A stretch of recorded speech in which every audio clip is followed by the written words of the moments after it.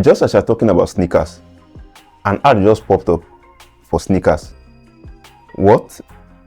You didn't search for sneakers, you didn't type sneakers, you just said it.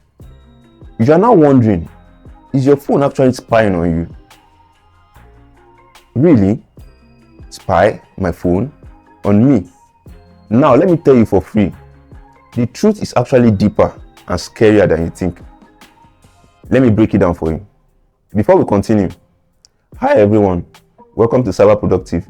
Here on this channel, we don't just surf the internet, we master the internet. So if you value privacy and productivity, this channel is your new best friend. Just go ahead and hit that like button, hit that subscribe button, and hit the notification bell icon so you don't miss out subsequent videos like this ones. That being said, and while you take those simple actions, let's deep dive into the video.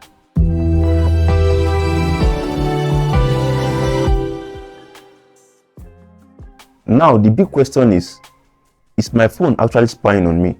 This happens to everyone.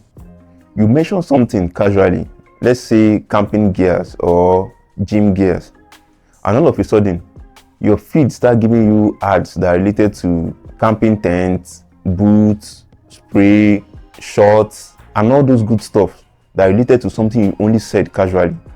But is that coincidence? Hardly, I think.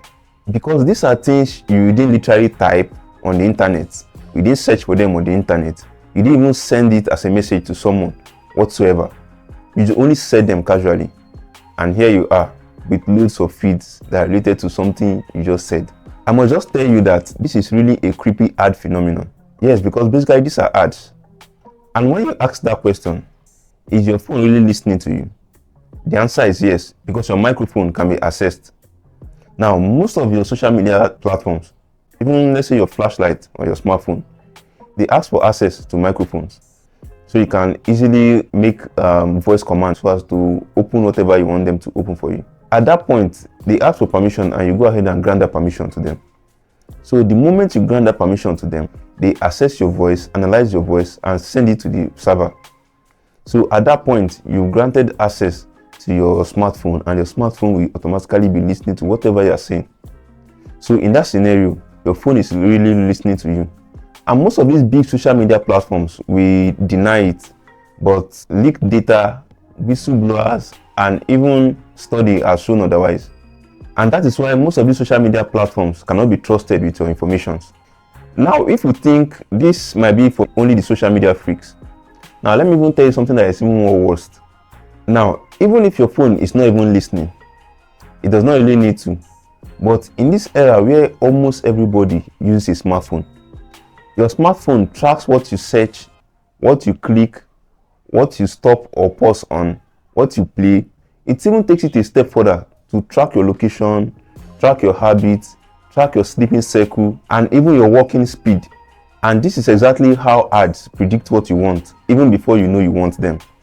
Because all this record has been taken on your behalf and sent them to the server, and the server has taken time to analyze all this information and fall back ads that fit your need. At this point, another big question you might be asking is, who is actually tracking you, and why is this person tracking you? And the answer to this question is quite simple. So the answer is simply the ad tech companies and data brokers.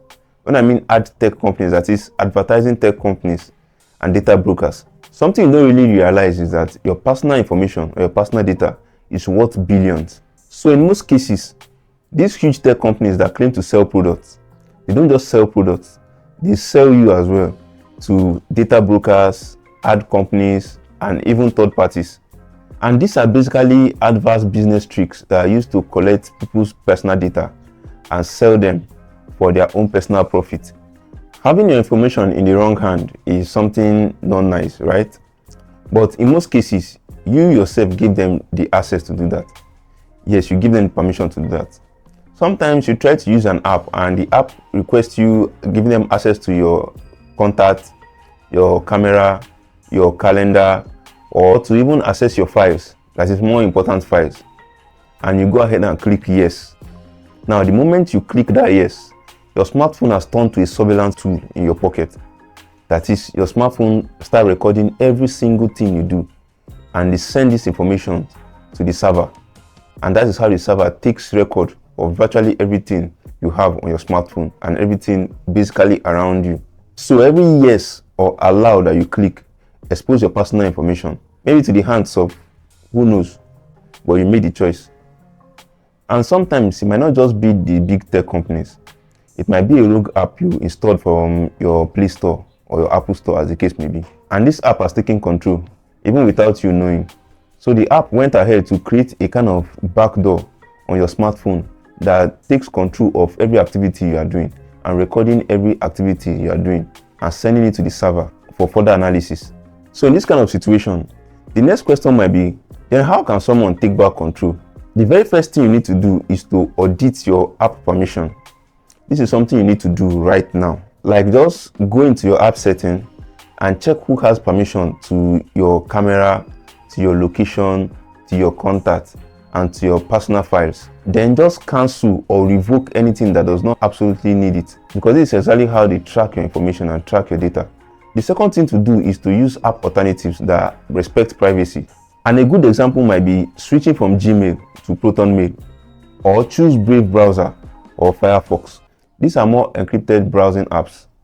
These are more secure way to share your information or data on the internet. The third thing you need to do is to turn off background apps activity, because these background apps, without you knowing, they will be recording most of your activities and sending them to the server. So you need to turn them off, because this even happens when these apps are closed without you even knowing. So you need to go to your settings and limit this to essentials. That is, it will be only essential apps that will be allowed to run in the background. And the next thing, which is the fourth thing you need to do, is to use microphone or mute blocker. Make sure to use app or phone setting that stops your mic from automatically activating without permission. Typically on Android, apps like Access Dot or Bouncer can alert you anytime your microphone or camera goes live. So this is a very good way to keep track of whenever your microphone is being granted permission without you even knowing, or your camera is being granted permission without you knowing. So this is a very good way to keep track of it and to turn it up immediately. The next thing you can do is to use a firewall app. So apps like NetGuard or Lockdown lets you see exactly what apps are trying to connect to the internet, so you can stop them at that point or at the source. So firewall apps basically help you filter the apps that are necessary to connect to the internet, not just automatically connecting to the internet all by themselves without you granting them the permission. So this is a very good way of keeping track of which app are connected to the internet and at what time they are connecting, and whether you are the one granting them the permission or they automatically get into the internet all by itself. Another thing you can also do, which is a very crucial thing you need to take into consideration, is say no to smart assistants or mute them totally. So if you don't use Siri, Alexa, or Google Assistant often, make sure to turn them off. Just turn them off, or you at least mute the mic, because they are always on standby waiting for you to talk. They are always listening, and they are always recording your voice each time you speak. And this is because by default they are programmed to always be on standby and listen to voice commands and respond to the voice command. So that's why they are always on and active. Now at this point, I just really need to tell you that your phone does not necessarily need to be a spy, but if you're not careful, your phone will report your entire life while you are busy sipping coffee and scrolling through memes on social media. And that's how some people get distracted while losing some other vital information about their life. But then you deserve privacy, security, and peace of mind. But remember, a private phone is a productive mind. If this video opened your eyes, hit the like button and comment down below. Stop the spy. If you are taking a full audit of your smartphone and locking it down today, then go ahead and hit the subscribe button for more digital protection and productivity hack every single week. Once again, this is Cyber Productive, where privacy meets power. Thank you for staying to the end of the video. I'll see you in the next one.